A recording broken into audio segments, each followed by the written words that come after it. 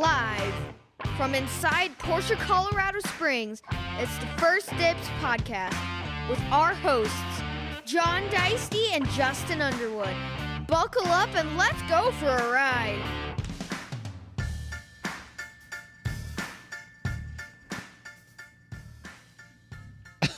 You know what my favorite part of our intro is? How much Lewis hates it. He's like, God, you made me say buckle up and let's go for a ride? What the hell? Come on, we got to record a new one. And I say, okay, come up with something else. He's like, That moving on. Yeah. New improved First Dibs Podcast. Welcome back to the First Dibs Podcast from inside Porsche, Colorado Springs. Yep. I'm Justin. This is Dan. That's Dan. And I'm John. Everybody knows Dan. He's probably the most popular person on this podcast. He's by far the most recognized globally. Yes, that's true. Global sensation Dan McInnis is here. We're not sure why, but we're happy to have him. Because I know why. Why? Dan's the man. Dan travels around like he's seen everywhere. Yeah. He gets called out on the other podcast. Everybody, on everybody you Spike's listen Car to. Radio. Matt Farah calls him out. You know what was the Dan commutes from Colorado to Sacramento? You know, or whatever. The area. Los Angeles. Los yes. Angeles. Yeah, right. He sees me more than he sees people at from Pasadena. That's right. That's right. Yeah, which is true. That would be a great shirt for you.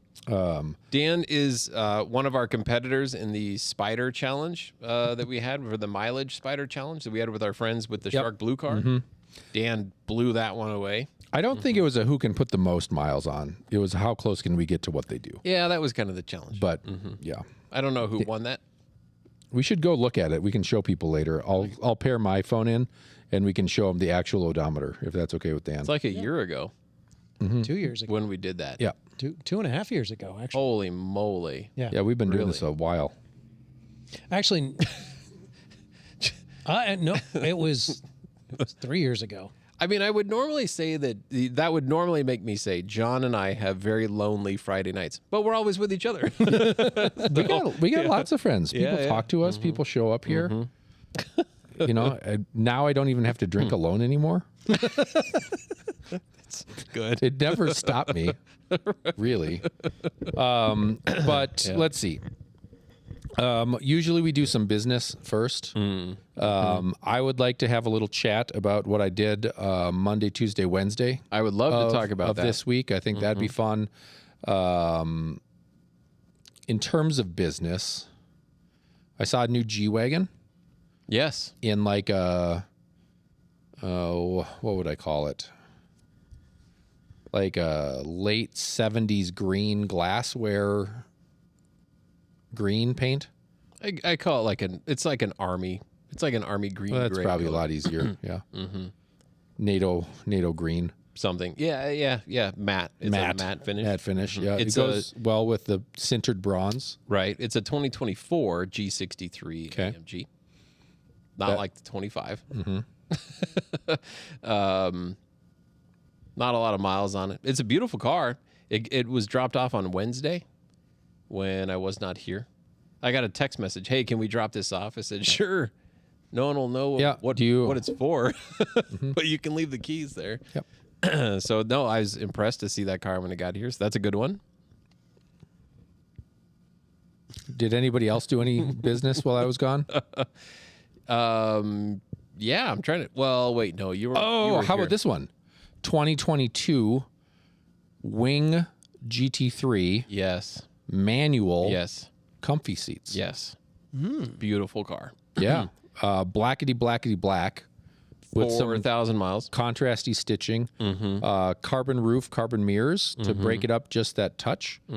What else do we need to know about that car? Full car paint protective film, Yeah. head to toe. Started new here. No, that's a great car. That's a really, ceramics. I think it's ceramics. I think so. Yeah. So That's a nice one. Let's see. Gentian Blue Macan T with 30,000 miles. that's a good one. That's a really nice car. That showed up just a couple days ago. And then we have a Python Technically, Green. it showed up like an hour ago. No, that was the Python Green car. No, but I mean, we didn't own it until you clicked that button. Yeah, but I had the opportunity to own it a few days ago. I don't think that counts.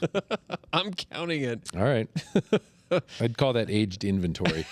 We're willing to sell that at discount. I don't need another aged Macan. Yeah. But it's a Macan T. Yeah. I love the Macan T. They're super fun cars. This one's really beautiful. And you know what that stands for? The one to have. Yeah. T stands for the one to have. Yep. I like that. The Carrera T, the 911 T. Did they make a 912 T?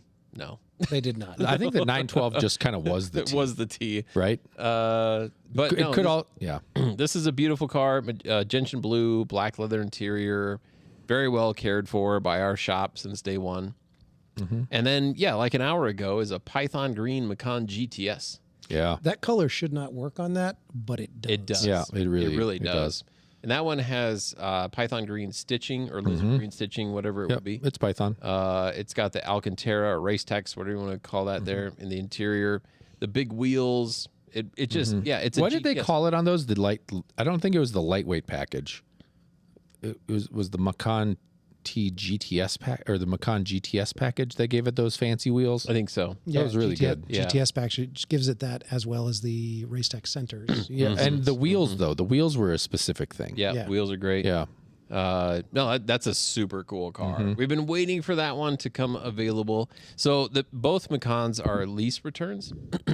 And so, yeah, no, our shop's been taking care of them since day one. Both of them have been recently serviced. They still have to go through the shop. I'm gonna tell you a little bit of a secret that only our First Dibs listeners would know. Both of these Macans had completely worn out tires. However, we just did the ultimate test drive with Porsche. During that, there were a couple of Macans on that ultimate test drive. And you know what they do after an ultimate test drive? Porsche replaces tires, regardless of their condition. That's smart. So we got takeoffs, right? So the guys that lease these cars. So now we've got track tires. We have very highly melted. No, Dan drove one of those. Very lightly used. Yeah, very lightly used. Gently used. They're a little sticky, right? So the GTS has summer performance tires on it. The T has all seasons, and I personally did walk-arounds of these cars because I heard, of how they were adding tires, better tires to their cars. They're awesome. I think that was a great play, on their part. I think that was a fantastic play. Well done. Bravo. Thank you, PCNA. Exactly. Yeah. But I do have a slight aside with the whole Macan thing. Okay. Two things. One, huge fan of the GTS interior package. Yes. The Alcantara. Yep. Racetech centers. That's what yours has? That's what mine has. Yours is a 17? Mine is a 17. I find that those centers are more comfortable than the leather because the leather's a lot stiffer, and this allows you to kind of sink into the foam a little bit more. Okay. With the cloth centers. Yeah. Which on a long drive, this may come as a surprise. I have done one or two of those. Right. But huge fan, super comfortable.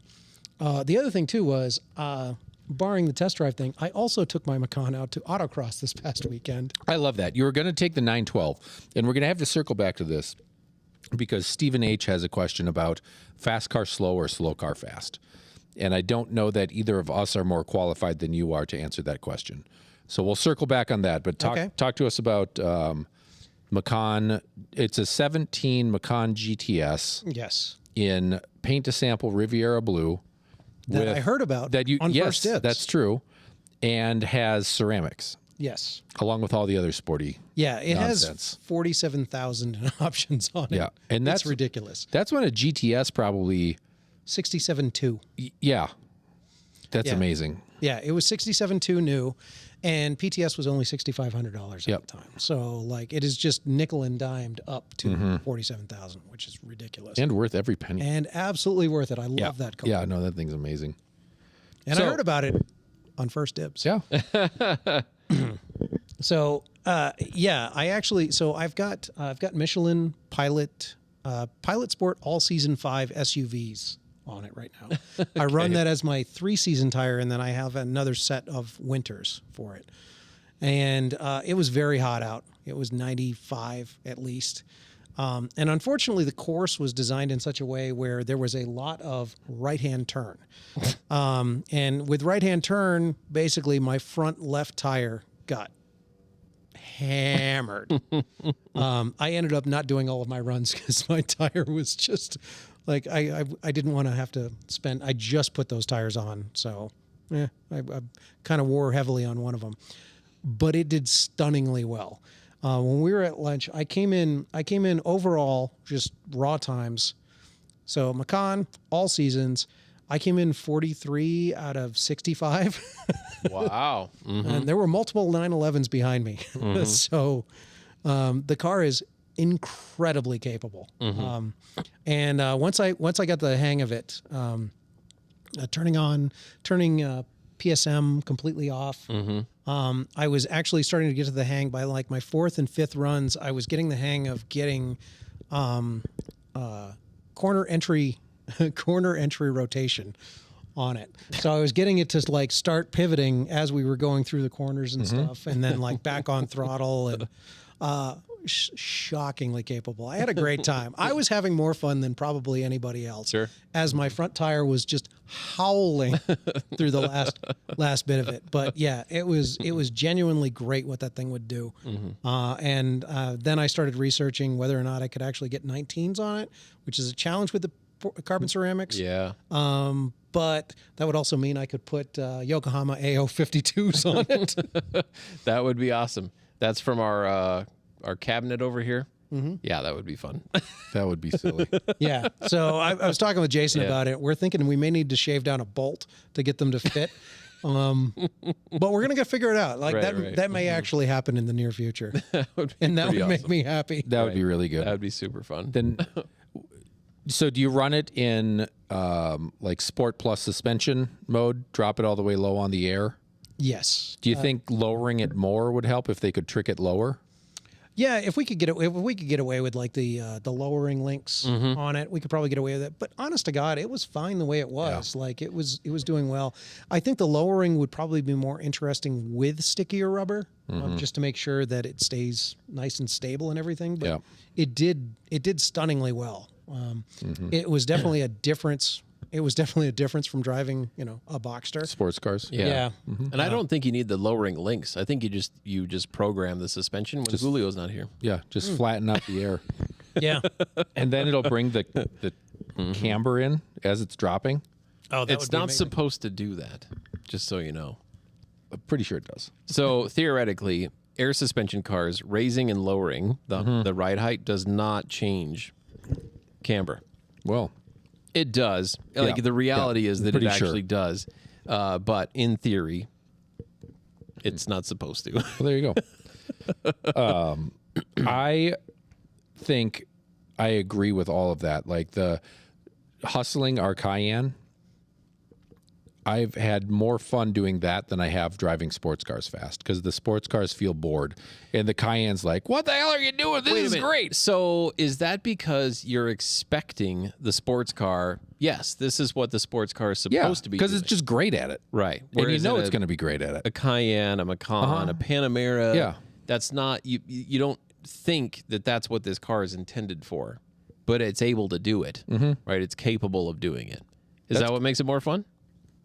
I think so. And I think there's more pronounced body roll and stuff. So you can feel more of the weight transfer and you can feel more of what it's doing. Like when I was at Dirtfish and you were working on the weight moving forward and then you could feel the car bite. I could feel kind of the same thing when we had the Cayenne Hybrid out on the track, even just doing kind of the ultimate test drive speeds. You could feel it like rolling around and doing its stuff. And now, do you think, was cool. Okay, now do you think you're feeling body roll, or is it because your center of gravity is now higher? Like you are literally higher up off the ground. It's both. You can feel the whole car is moving forward, and you also know that because you're moving forward. Yeah. And I'm sure if I was calibrated to sports cars, I'm sure I could feel the nuance, but I'm not, right? And so for big dumb oaf me, like rolling around this big thing is like, whoa, look at that. The back end's coming around. Yeah. And it probably was just the rear steering being like, we're going to go that way. I remember when the 2014 Panamera was coming out. We did a launch event down in Arizona. It was at some casino that actually, ironic, Jay Leno was performing at. But anyway, the Panamera, we were at the Bondurant School of Racing. The track is where we were doing our drive stuff, and we had competitor cars, an A8L. It's like, well, I mean, what are you doing? Like, that's not a track car, that's a chauffeured car, right? But the A8L became a joke where it was, let's see who the first person is that can get the left rear wheel to pick completely up off the ground, in turn 7 or whatever it was. I mean, the Panamera, that's where the Panamera, it shrunk in size in mental capacity, right? As far as when you started driving it, because you would forget that there's even people sitting behind you, the way that, because when you first start out driving the Panamera, it's a big giant sedan. But then when you put it in that setting, it becomes this small sports car and it's just you and your passenger. Whereas in the other cars, the Mercedes, the Audis, all the competitive cars in that segment, they still felt like big, giant, big, huge sedans. Luxury sedans, yeah. I used to have an A8L and an S8, and they're huge. Right? They are huge. Yeah. And they do understeer exactly like Audis. Yeah. But I mean, so where I was going, is you're not expecting the car to behave, the way that you think that car should behave. In that experience with the Panameras coming out, it was very clear that Porsche is a sports car manufacturer, and it's easier to make, we felt it's easier to make a luxury car than it is a sports car. So they have the sports car stuff down. They understand, the suspension, the rigidity of chassis, all that kind of stuff of things that are important. And then, but a luxury car manufacturer, it's really difficult to make a sports car, right? It's because it's a totally different engineering, mindset, you name it. So I think Porsche has had the upper hand in all of that stuff because we can make a car soft. We know how to do that. But can Mercedes and Audi and whoever else, Bentley, can you make a car tight? That's harder to do. Yeah, that's a good observation. So anyway, they weren't very competitive. Where are we talking about? Where's this going? We're talking about Dan rocking the autocross right. in his Macan GTS. That's right. Mm-hmm. Yeah. So yeah, there is now a Macan GTS for sale here. Yeah, a Python green one. Mm-hmm. Yours is Riviera? Mine is Riviera. Riviera blue. Yeah, Dan's, yeah. The Python green GTS is pretty sweet, but I'd say Dan's spec might be the ultimate. I'm also rocking the aftermarket wheels that are the GT style that are on that other GTS, and they're silver. Yeah. Which is just it's delightful. Yeah. Ceramics. Mm-hmm. Yeah. Yep. Yeah, those take a little bit of getting used to, just because it's that initial touch on them. They're so grabby, so you kind of have to recalibrate your foot to deal with them. I like that. Yep. All right, so let's circle back to Steven's question. Yes. And slow car fast or fast car slow, and I will add fast car fast to the mixed. I was thinking fast car fast as well. Yeah. And for me, at my driver level, it's slow car fast because I'm not going to outpace my ability in a slow car. Right? It's slow. Yeah. I'm going to be okay with that. The stakes are a lot lower. Yeah, and I'm not going to, a slow car going fast is still not me going for like 10/10ths in it. In a 911 or a GT3 or a GT4 or a GT4 RS, they just egg you on and say, I want more. I can do more.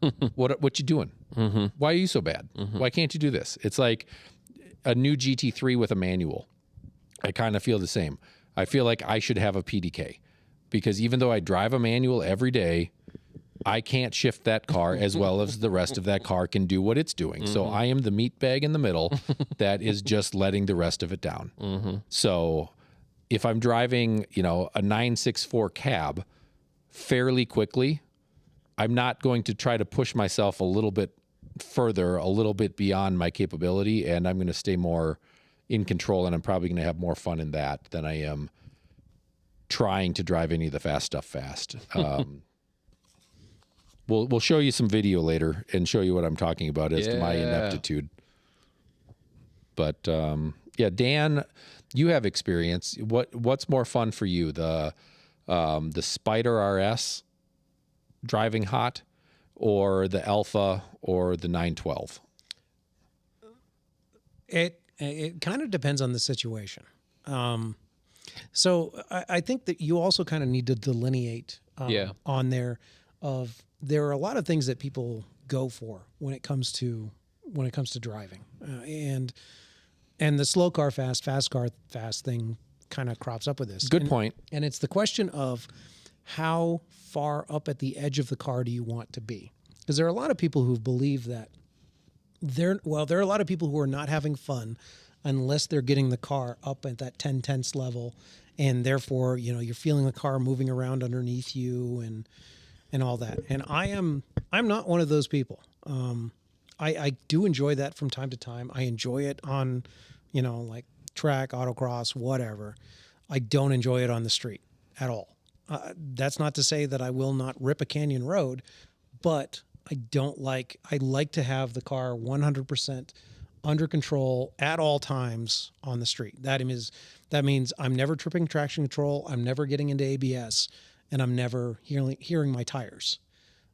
Ideally, that is what I'm going for. That being said, I have gotten my 912 to make tire noises. That's wild. Because it's just a matter of, because the thing with that car is like, that car is eminently capable, way more capable than it should be for something that is, built in 1965. But it's so lightweight, and it changes direction really easily. And it has that same weight balance that my Spider does. So there's a certain amount of behavior that it still has between the two with the way that the cars kind of move around. And that's kind of a lot of fun. And that's on 185s on a car that weighs, just under 2,100 pounds. But, like the thing about that car is that car really forces you to drive a little bit differently in that you're trying to carry as much speed through a corner. It's very much a momentum car because it doesn't have any power to speak of. It's capable. You can keep up with modern traffic, but if you're trying to hustle it, you really need to be thinking a lot about like which gear you're in before you go into a corner, so that way you've got enough power coming out of it, and also carrying as much speed as you can through the corner, so that way you're doing a thing. So that to me is an interesting thing. The Alpha is older. It's a 1960 Alfa Romeo, and it is super soft. It has a solid rear axle. But it has a spicy motor. So like it gets up and goes. But like when you go around a corner in that car, you kind of have to wait for the weight to shift on it. So you get that crazy body roll with it. And once the weight sets on the one side, then the car actually tends to grip pretty well. But you're only on 155s all the way around. So you can't be going that fast before you're starting to hit the limits of what the tires will do. And if you hit a bump with that solid rear axle, you can feel the entire car hop underneath you. I like that feel. It's an interesting feel. Yeah, I like that. But also you're not going very fast. So therefore, going back to your original point, like it's safer in some regards. It's not a safe car to be in. Like it's a car from 1960. But it's that's a whole other different feel. Whereas the Spider, you can go alarmingly fast in that car. But I'm actually really comfortable with it in that, like maybe 7/10ths level where you're moving along, but you're not going crazy. And there's something deeper. I find deeply rewarding, especially with Porsches, where you don't need to be going all the way out to actually enjoy the way the car feels, like as it goes through corners. The fact that you can just keep applying steering input on it and it just keeps turning. There's a lot to be said for that. I think that's a good distinction. A slow car like 1992 Volkswagen Golf versus a slow car like an old sports car. I think there's a difference. A sports car is a sports car, and an MGB or a 911 or whatever, a sports car is a different thing. A Miata is a slow car, but it's a sports car, and driving that quickly is different than driving that what was an 87 Mercedes 300 SE that just came through. 89. Yeah, that's a very, very slow car, Right. and not a sports car. Right. And driving that fast might be terrifying. Right. Yes. So Right. there's a little nuance within the categories as well. Yeah. I like shooting for the different experiences that all of them have. Like, I think it's worth it to experience all of those things.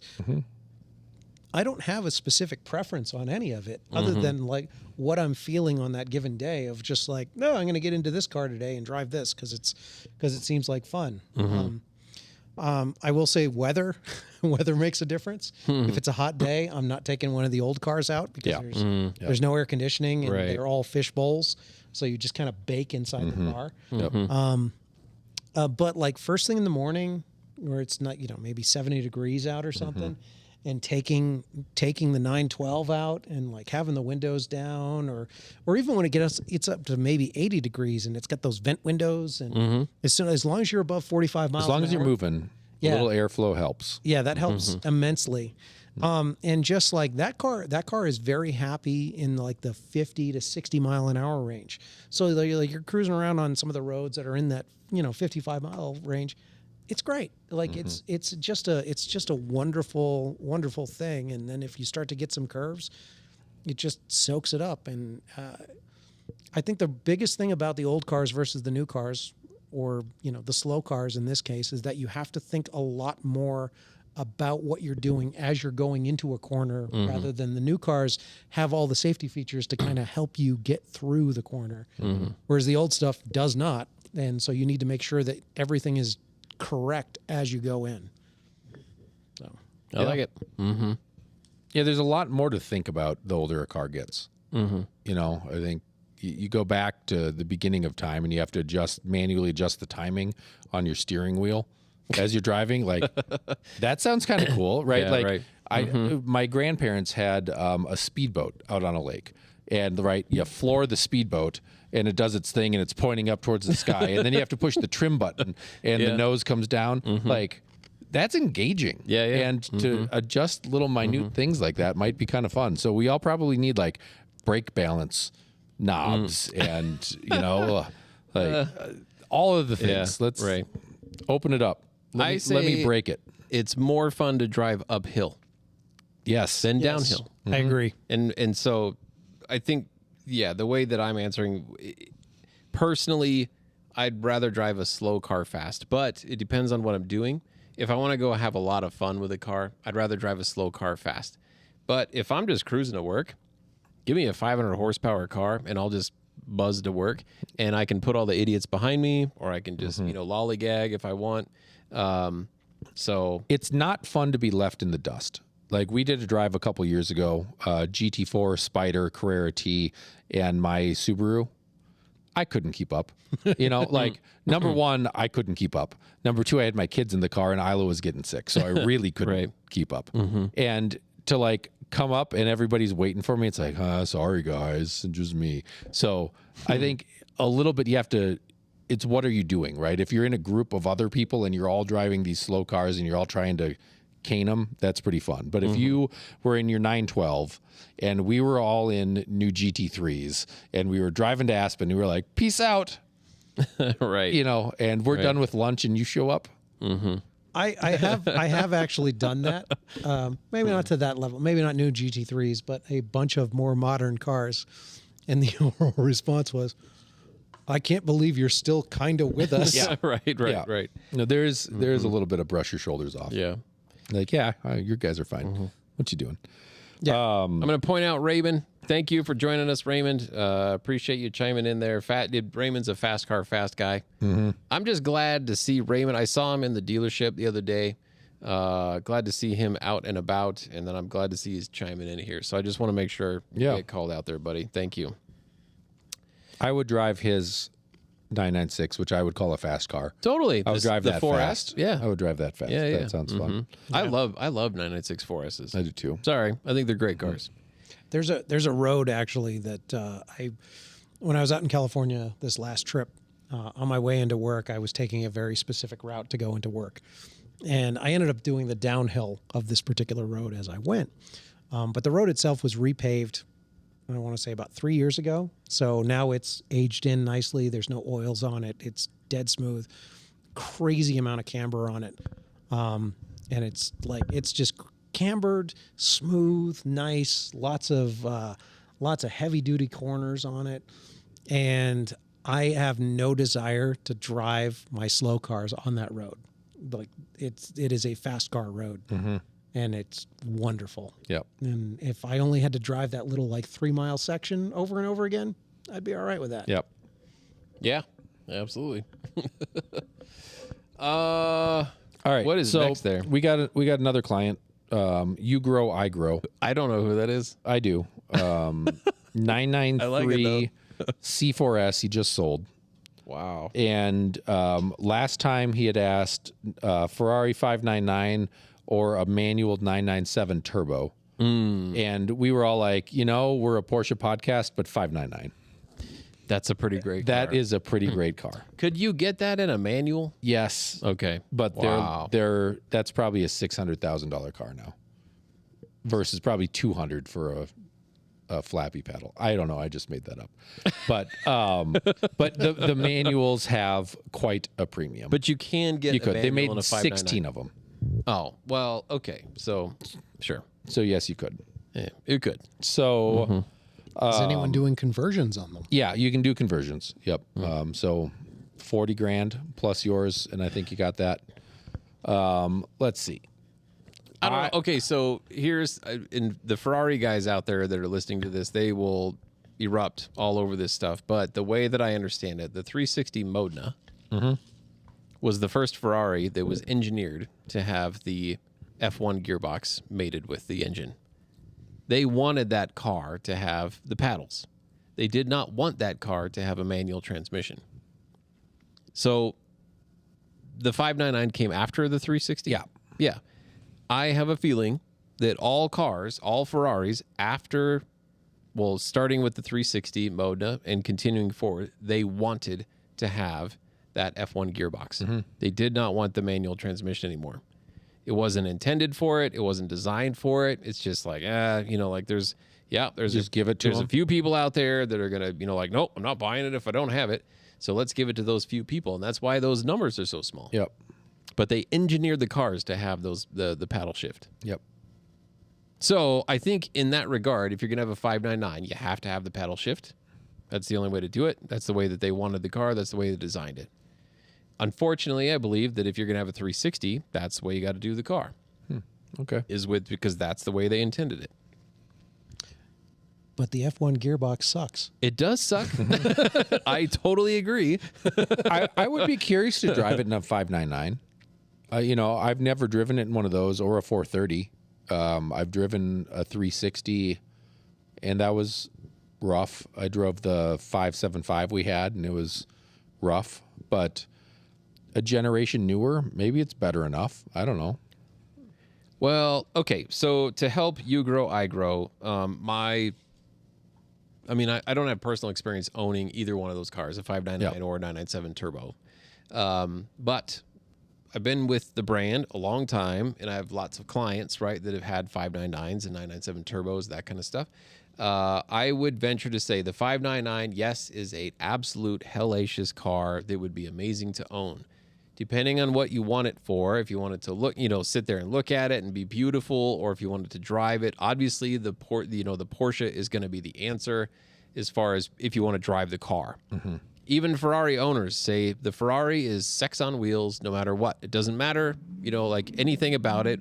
The Ferrari wins out in that category. Yeah. But, what was the guy explained to me once? He said, everybody wants an Italian in bed, but they need a German in the kitchen. Right? They need the consistency and they need the substance from the German car because that is what you survive on. And then the fun factor is there. Like the fun factor is the Italian, like, oh, yeah, that's cool. But she's dumb. I don't know, man. Pasta's pretty great. I can't have a conversation with that. I think you're right. You want an Italian grandma. In bed? You're in bed. No, too bad. Yes. Sorry. All right, That's what you're looking for. You want Nona making you some gnocchi. That's not in bed. That's in the kitchen. Oh, yeah, that's the one. But Nona making some gnocchi. That's perfect. Thank you. I like to pull things back together. If you got a chance to own a V12, do it. Just do it. Get it out of your system. Go. Just don't let it be a Jaguar XJS V12. Yeah, probably not that. Probably nothing British. But I think go take a shot with that and enjoy it. But find a good one. Find the right one. Pay too much for it from the right purveyor, so there's history, so you can get out of it appropriately, and go give it a shot for a summer. And then the Porsche products will be here when you're ready to try that, and you know that that's what you want. But I think I want to own a Ferrari V12 someday. Yeah, and right. if I was going to have one, a Daytona is a brute, and I don't know that that's the kind of thing I want. They're $1 million. Going older, they're more. A 550 or a 575 would be great. But 365 GTC. That would be pretty. That'd be cool. The kind of squarey boxy one with 4 seats. I mean, like I've heard from multiple people who've driven those and the Daytonas, because it's the same drivetrain, but with a different carb setup on it, that it is actually the better car to drive, and they're worth about half as much because of nobody wants them, because the Daytona's prettier. Yeah, so I would want something I fit in. That would be my first step. Like the Testarossa we have, Right. I can't drive that. I can't be in reverse and on the gas at the same time. Doesn't work. So those are out, as much as I love them. But I think I lean towards the more modern stuff. A 612. I think those were hideous when they came out, and I love the way they look now. I think they're really cool. Or an FF or something like that would be... I love hatchbacks. It's a giant, super long hood hatchback. I think that'd be fun. So a modern V12 Ferrari, that sounds like the jam. So give it a shot. And they sound really good. Oh, yeah. Yeah. Epic. It's the Enzo engine. It's a front engine Enzo engine. There was actually there was a Cars and Coffee Sonic meetup a few years ago, and a gentleman showed up with his wife and 2 kids in an FF, and 2 car seats in the back. Yeah, win. Yeah, You won the day. his wife was pregnant too, so he was like, "I don't know if we're gonna be able to Yeah. keep it." And it's like, you kind of have to. Yeah, best dad. Sorry, my son is like keeps. So this is after work. My son keeps messaging me, so I'm paying attention. But I saw Dan's like looking like, what's going on here? Yeah. Oh no, I was no.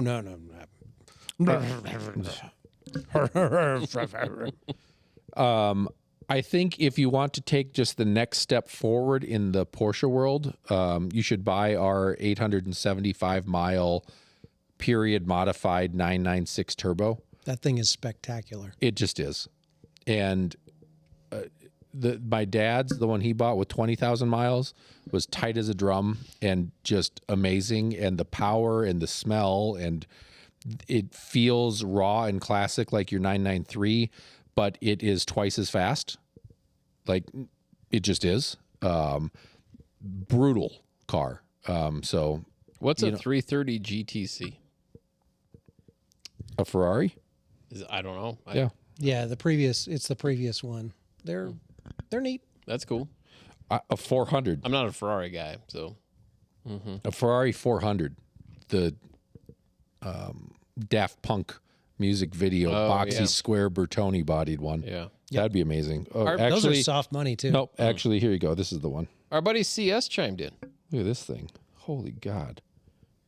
John's looking at a different screen that we can't see. Yeah, I am, but it's I can't see anything. No, our buddy CS chimed in. He says 997 manual turbo is a favorite. I'd also gladly add a 996 turbo back into the mix. see, I'm with you. told you. Absolutely. Speaking of, I did see a 997.1 turbo manual on Sunday at a place that I went to. I was just like, oh, well, that's a delight. You know, I think in the era of GT3s, turbos have kind of been overlooked. Okay. You mentioned GT3 and turbo in the same sentence. Yep. So I'm going to bring this up. Let's say you're a GT3 owner, and then you try a 911 turbo. Stop there. Now, second part of that, let's say you're a 911 turbo owner, and you try a GT3. Which one stays or goes back to what they had before? Stays with the new car or goes back? I think it depends on the person. It absolutely depends on the person. What's the greater? So for me personally, I speak for no one. Yeah, but no one else. But for me, I prefer naturally aspirated. Just I connect more with naturally aspirated. I connect a lot more with sound.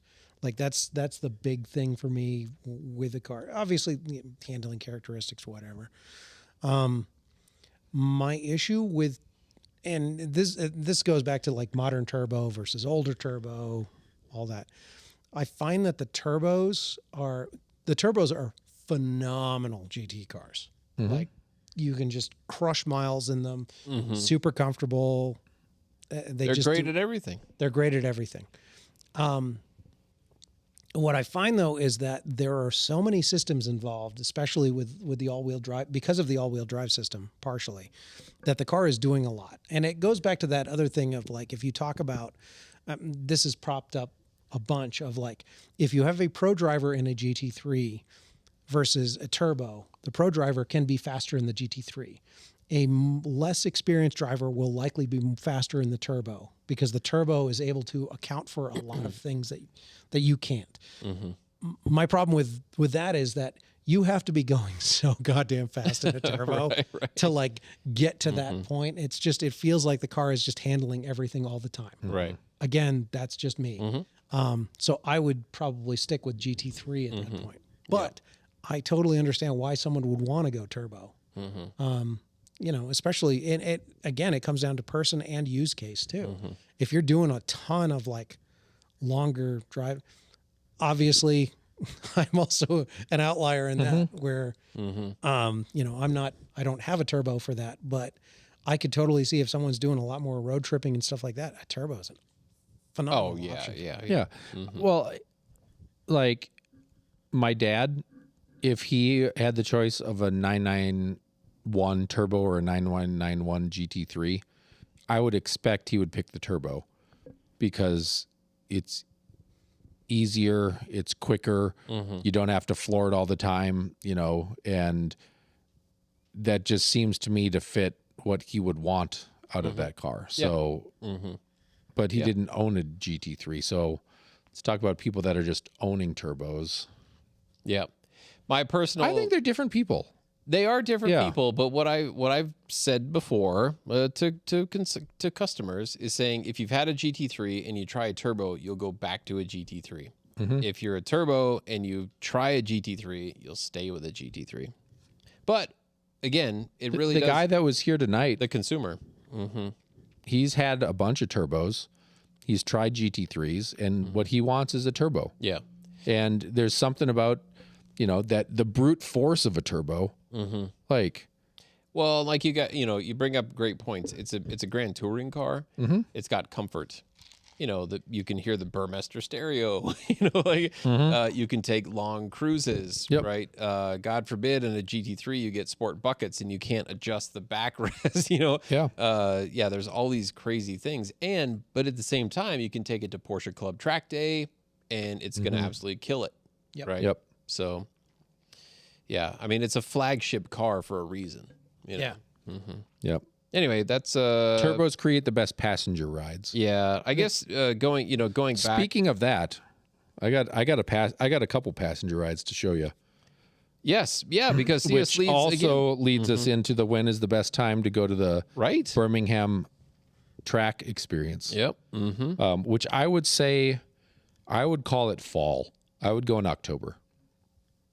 I think I want to see I want to see the leaves changing.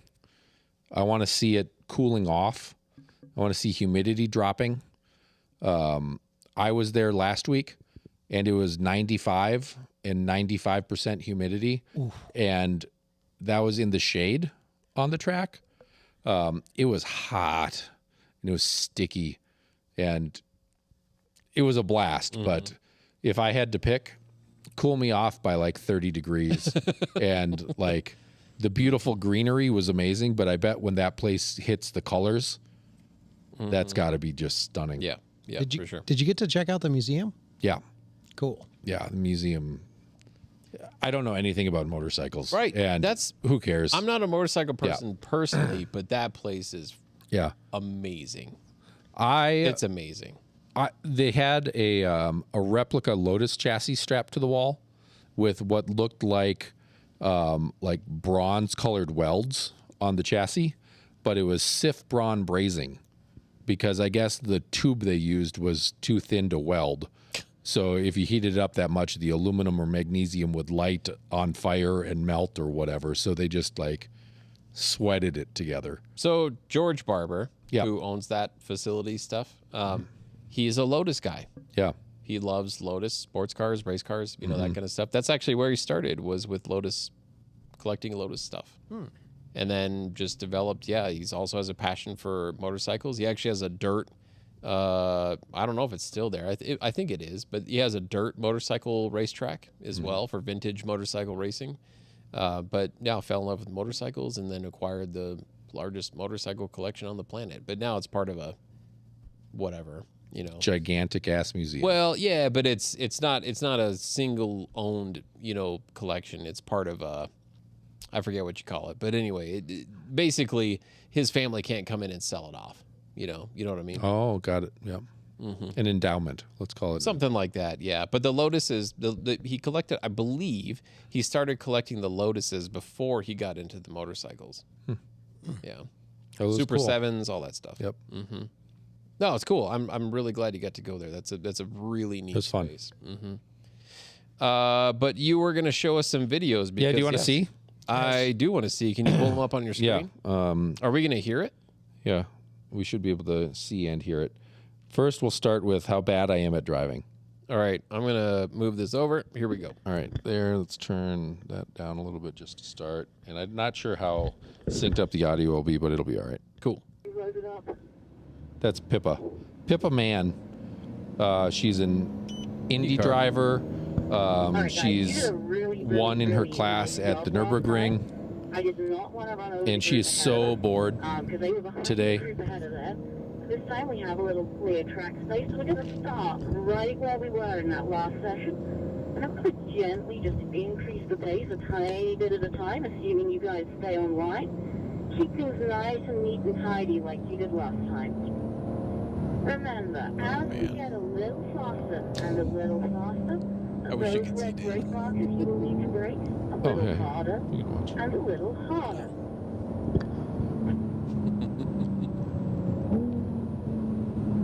I have the kit plugged in anyway, so you can take that in your lap. You're good. Squeezing through the gas as we come off that corner. Gentle bend across the track. So the cadence that she has was identical. Every lap, lap after lap, session after session, group after group. And it gives me a little bit of insight into what drivers are probably thinking. She's probably thinking this in her head subconsciously, like, this is what you're doing, patience, into the corner, watch your exit, and just talking herself through the lap. Bend in and bend back. I'm curious how many laps she's turned here with this type of situation. On this day, she did 100. Just on this day. Yeah. Hold a little, just hold a little. Maximal braking when you're straight. Drop down to the white line on the right. Eyes up. So we're in 991 or 992.1 GTSs, rear-wheel drive 911s, 473 horsepower, kitted out with dynamic chassis control, ceramic brakes, all of the super sporty stuff. And this is my first time really driving at pace on a track in this kind of situation. It was a lot to think about and take in. I think I did okay. They told us to leave 4 car lengths between us. That felt close to me. When we're doing 100 miles an hour into some of these turns, and the people in front of you are getting on the brakes first, and I didn't want to go into the back of someone. There was one of these laps, I was trying to keep it up as close as I could, and the collision warning had come on a couple times. It's like, you're gonna crash, idiot. So but man, what an experience. No, you're good. I'm just going to turn the brightness up so you can actually see it a little more. Dan, have you been out to Birmingham? No, I haven't. Okay. It's on my list of things to do. I have a Porsche track experience, license plate frame, or Porsche Sport Driving School license plate frame that I am waiting to put onto a car until after I do this. Yeah. Nice. Yep.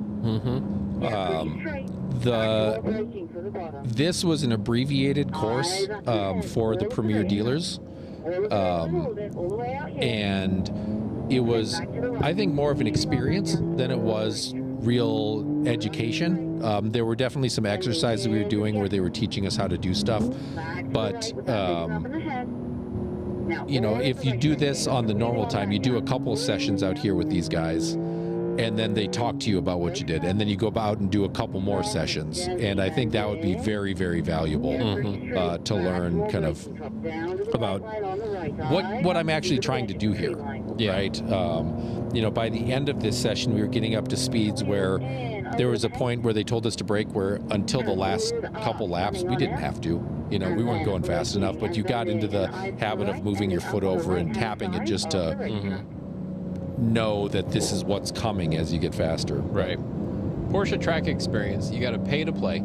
Yep. It is a little bit pricey, compared to what some of the other driving schools are. However, it is by far the most education that you get out of any driving school. And they work you over. Everybody comes back from, say, like a 2-day experience, saying that they figure that on the after the first night, you're going to meet up at the hotel with other guests that are there, because you meet each other at the track. You're going to probably stay out, hang out. No, everyone goes to bed because they're exhausted, right? And by the time that you leave there, you're just like, oh my god. So that makes that little bit of expense completely worth it, and that's why people come back for the master's course.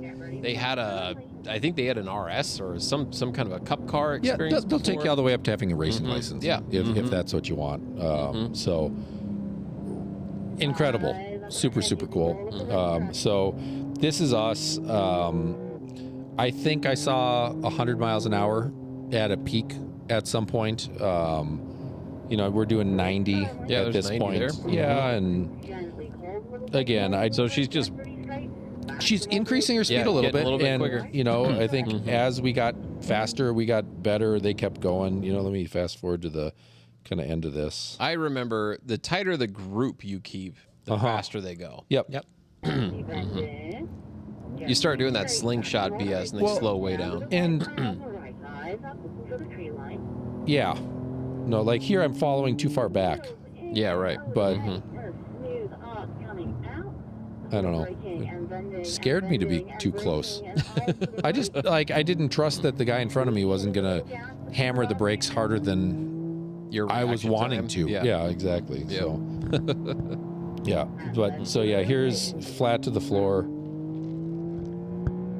That's 95, 6, 7, 8, 9, 104, 5. Do they have you rotating? Yeah, exactly. So you do a lap, and then on the main straight, front car gets out of the way, the back 3 cars pull up. That's awesome, John. So we hit 104 there. Let's take it just up to the top of this next little thing. So this set was kind of like this crazy acceleration. You felt like you were going to the moon. So 85 at the top of the crest, coming up to 101. And then this is, let's do this one. Okay, so this is me squished up next to the camera in comfy seats, way too close, and my brain was broken at this point. These are the hot laps and GT3 RSs at the end of the whole session. This is their out lap. The tires are cold. They haven't gone out and done any laps. This is just first lap of the session. They ran all 65 of us through the four or five GT3 RSs that they were doing. So tires got heated up and stuff after that. But Dan, go ahead and hit play, and then you can watch this.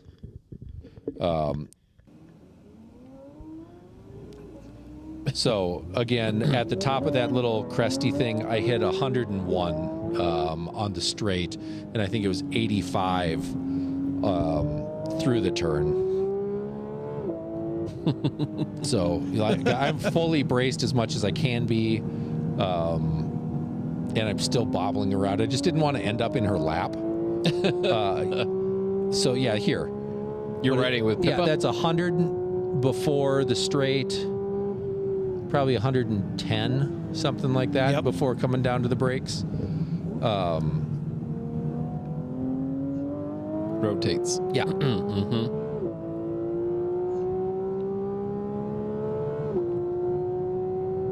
Is she concentrating or talking? No, she wasn't talking, but I don't think she talks. You know, I don't. This was nowhere near any sort of limit. Yeah. For what these people could do in the car. One of the other, what do you call them? Instructors had told Alfred that he was driving at about 6/10. Right. And I think that was a little bit of an exaggeration. Yeah. But no, these were not going for it. The car didn't feel twitchy at all. You know, it was just, you know, this is what we do to warm up. And the current 3RS has become an actual downforce and that's car. it. And that's the whole lap. Wow. Screaming. Just ripping down pit rope. Yeah, exactly. Yeah. So finally by the end I was like, oh, I can smile now.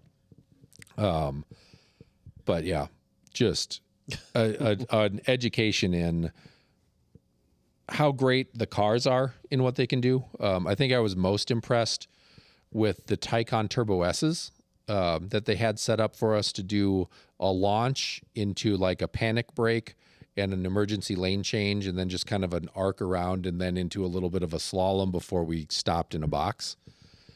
And everybody was hammering them. And there were like 4 cars in a row, and launch, hard brakes, turn, around the corner, stop, new driver. All day. Right. 100-degree heat. One charge. Right. Just going and not complaining. You know, the tires, you could hear tire noise a bunch. The tires looked a little melty by the time we were done with our session. Yeah. But the car wasn't complaining. And for that kind of heat management, you know, 1,000, those are 930 horsepower of electric. That's a lot of heat. And they were just like sitting there humming with their fans and like not throwing any like, hey guys, let's not launch this time. It was just boom, boom, boom, boom, boom.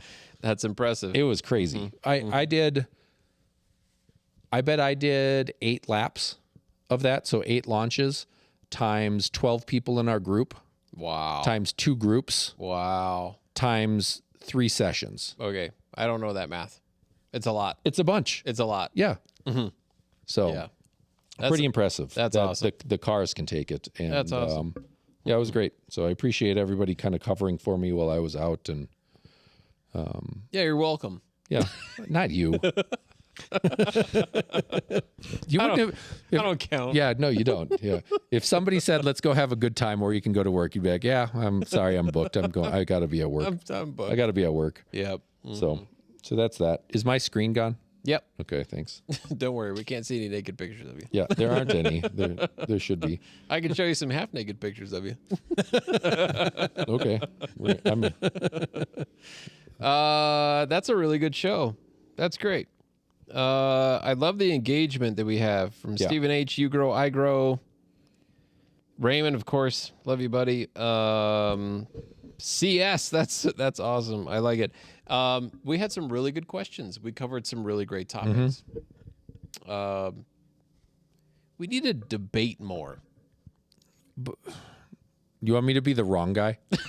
I'll just We just have to alternate. all right. I'll just start being the wrong guy. We just have to alternate. Yep. Do you guys have anything you want to say before the weekend? Yeah, Dan, what do you want to promote? The new season of Squid Game is here. Yeah, the new season of Squid Games is out. That's right. Yeah. Dan, our Netflix connection. Uh-huh. Yeah. Mm-hmm. Can you get me Netflix for free? I cannot. I do not have Netflix for free. Yeah. Everybody doing here pays. Right. Everybody pays. Yeah. That's good. That's the way it should be. A fun game that all of us play there though is figuring out how much things cost in terms of number of subscriber months. Oh, we have so our photographer, Pat Man, he's called. So if people have noticed a change on our website and our social media, all that stuff, that's certainly thanks to Pat. That's doing all that stuff, and I think he's doing a fantastic job. Agreed. He and his roommate decided to put the math together for bananas. So like, Yes. the cost of bananas, and so now he can tell you what the price of this '79 Volkswagen van is in the price of bananas. And I forget, I don't remember the GT3 RS. Like he said, I'll tell you how much that GT3 RS is in bananas. And it was some outrageous number, but I just thought that's incredibly random and super funny. But and it's currency. A banana does cost something, right, in order to obtain it. So this is how many bananas it would take to buy that car. I think it's kind of fun. That is fun. Yeah, no, it's good. So, anyway, Dan, with Netflix, I love what you're doing. I love the live stuff that Netflix is doing. I think that's super cool. And I know that you're a huge part of making all that stuff work. And I make it work. I don't make any of the content. well, so to your credit is I watched the Tyson fight. I had zero issues whatsoever. Thank God someone. I don't know what kind of BS you heard from these other guys, but yeah, I had zero issues at home. So thank you very much for making all that work. And Netflix is such a huge part of my life now. But it's cool because I have a connection. I talk to my kids about it and that kind of stuff. And you educate me on why Netflix is doing such a great, amazing job, and why everybody that wants to be them. Because you guys do a fantastic job. You guys prove how to do it right. So anyway, thanks for joining us. I know this was last minute. And not to be super awkward, but I could really use a ride home.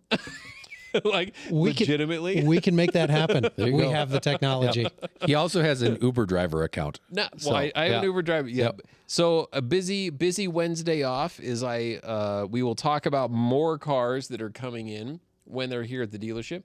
But I was collecting some cars on Wednesday, and so they are beached in my garage, and I'm getting them. I need to get them down here. So you being here tonight is epic for me. Well, I'm glad to help. Also, one more promotion. Old Guard 2 is coming out soon. Hey, okay. It's a movie. Right. Okay. It was the first one was awesome. Yeah. Do recommend. Okay. Let's pump those numbers. That's right. Everybody watch it 100 million times.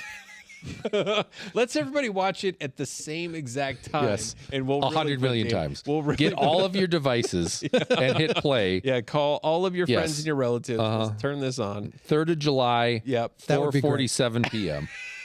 Let's put Dave to work. Exactly. All right. What's going on at 447? Why is that? What the hell? This is weird. Like 6 people just turned it on twice. All right. For the First Dibs podcast, Dan, thank you for coming. Yes. I'm John. That's Dan. That's Justin. We will be back with more amazing car content sometime. someday? Hopefully, Thank you, everybody. Hopefully.